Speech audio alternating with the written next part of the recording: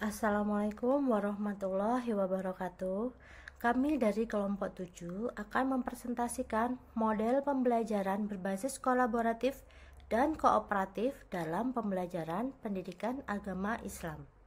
Perkenalkan, nama saya Erma Haritrastusti dan rekan satu kelompok saya Bapak Daniel Arif Budiman.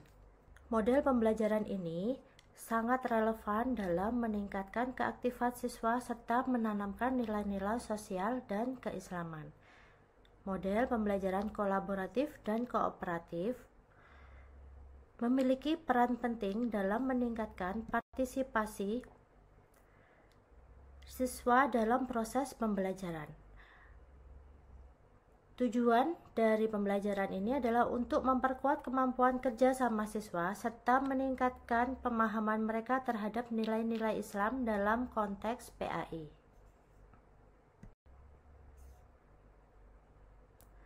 Falsafah Homo Homini Socius ini berarti manusia adalah makhluk sosial yang saling bergantung dan membutuhkan orang lain untuk berkembang. Penerapan dalam pembelajarannya bahwa setiap anggota kelompok saling membantu dan mendukung untuk mencapai tujuan bersama, baik dalam konteks akademik maupun sosial. Pembelajaran kooperatif ini sangat mengutamakan gotong royong. Pada setiap kelompok, terdapat kesamaan kelompok yaitu tujuan yang ingin dicapai bersama.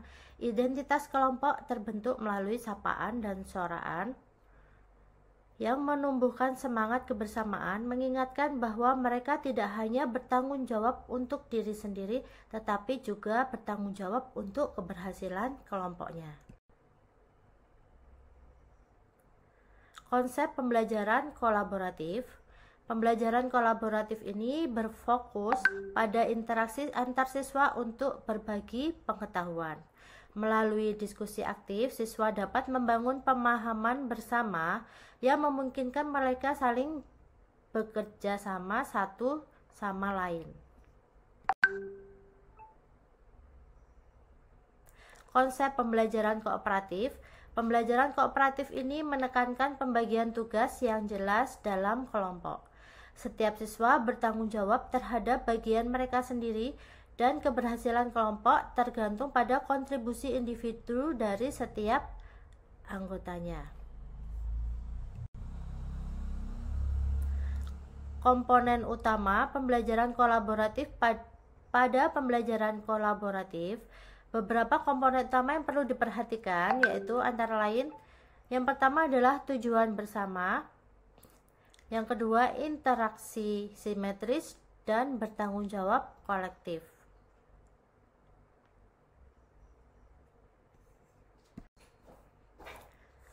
Yang keempat adalah refleksi dan evaluasi proses, di mana ini adalah diskusi kelompok untuk mengevaluasi proses pembelajaran, keterampilan sosial, dan kerja kelompok. Komponen utama pembelajaran kooperatif. Dalam pembelajaran kooperatif ini, salah satu komponen utama adalah ketergantungan positif, di mana setiap anggota kelompok merasa bahwa keberhasilan kelompok sangat bergantung pada kontribusinya. Selain itu, tanggung jawab individu sangat diperhatikan dalam model ini untuk memastikan bahwa setiap siswa berkontribusi secara optimal. Interaksi tatap muka yang promotif menjadi komponen penting lainnya dalam pembelajaran kooperatif, di mana siswa saling bekerja sama dalam kelompok untuk memecahkan masalah. Keterampilan interpersonal seperti komunikasi dan empati juga menjadi penting untuk memfasilitasi kerjasama yang efektif dalam kelompok. Strategi implementasi kolaboratif dan kooperatif. Untuk implementasi yang efektif, strategi pertama yang perlu dilakukan adalah membentuk kelompok heterogen di mana siswa dengan kemampuan yang berbeda bekerja sama.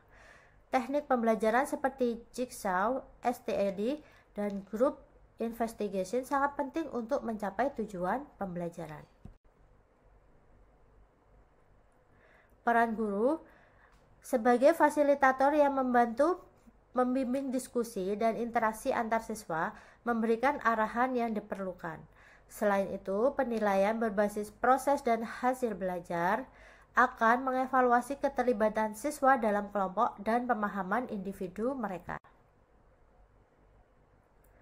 Tantangan dalam implementasi pembelajaran. Implementasi pembelajaran berbasis kelompok ini juga menghadapi beberapa tantangan, seperti keterbatasan waktu untuk melaksanakan aktivitas berbasis kelompok. Selain itu, kompetensi guru dalam mengelola dinamika kelompok juga sangat penting untuk memastikan kelancaran proses pembelajaran. Selain itu, dinamika kelompok yang tidak seimbang menjadi tantangan dalam memastikan kontribusi yang seimbang dari setiap anggota. Terakhir, kesulitan dalam penilaian proses dan hasil belajar menjadi hal yang perlu diperhatikan dalam model ini. Berikut kami sajikan tabel perbedaan antara kolaboratif dan kooperatif. Yang pertama, dari aspek struktur kelompok, pembelajaran kolaboratif ini lebih fleksibel dibandingkan dengan pembelajaran kooperatif. Dari segi interaksi dalam pembelajaran kolaboratif itu lebih bebas, diskusi dan pertukaran gagasan lebih terbuka, sedangkan dalam pembelajaran kooperatif, interaksi itu lebih tertutup dan fokus pada sebuah penyelesaian tugas bersama. Nah, mengenai tanggung jawab aspek ini, dalam pembelajaran kolaboratif, tanggung jawab ini lebih kepada kelompok secara keseluruhan. Adapun dalam pembelajaran kooperatif, tanggung jawab individu sangat ditekankan dalam keberhasilan kelompok.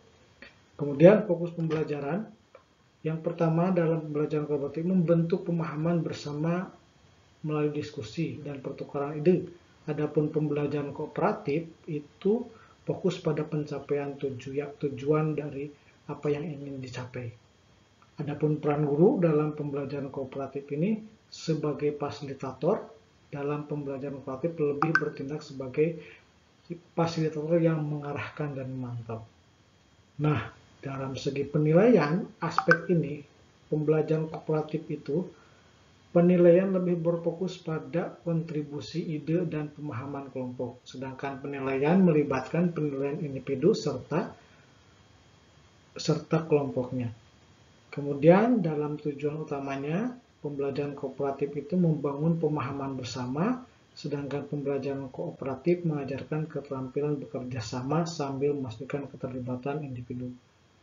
Nah, cocoknya dalam cocok pembelajaran ini, pembelajaran kooperatif itu kepada materi yang lebih kompleks dan membutuhkan pemikiran bersama. Adapun pembelajaran kooperatif itu materi lebih terstruktur dengan tujuan yang jelas dan tanggung jawab terpisah. Adapun unsur-unsur dalam pembelajaran kooperatif ini, yang pertama, terjadinya saling ketergantungan positif antar anggota kelompok. Ini sangat baik sehingga semua saling bertukar ide.